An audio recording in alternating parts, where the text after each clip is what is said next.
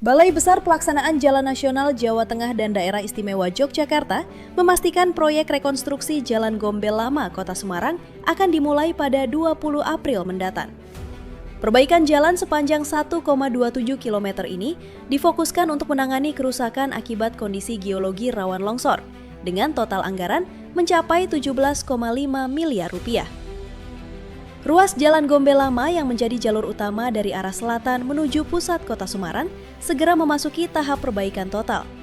Proyek rekonstruksi ini merupakan bagian dari paket preservasi Jalan Nasional Ruas Semarang-Seruen guna menangani kondisi jalan yang kerap ambles.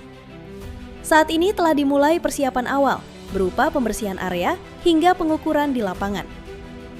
Mengingat kawasan Gombel masuk dalam kategori rawan gerakan tanah, tim teknis akan menerapkan metode bore pile dengan kedalaman 28 meter.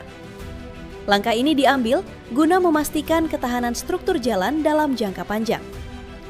Selama proses pengerjaan yang diprediksi memakan waktu 7 bulan, jalur Gombel Lama akan ditutup total.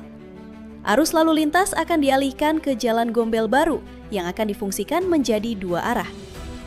Pihak BBPJN mengimbau kendaraan bertona seberat untuk memanfaatkan jalur tol guna mengurai potensi kemacetan di jalur pengalihan. Proyek ini merupakan program pemeliharaan jalan nasional rutin.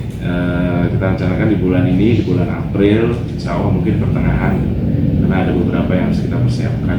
Nanti rencananya pelaksanaannya kurang lebih 7 bulan.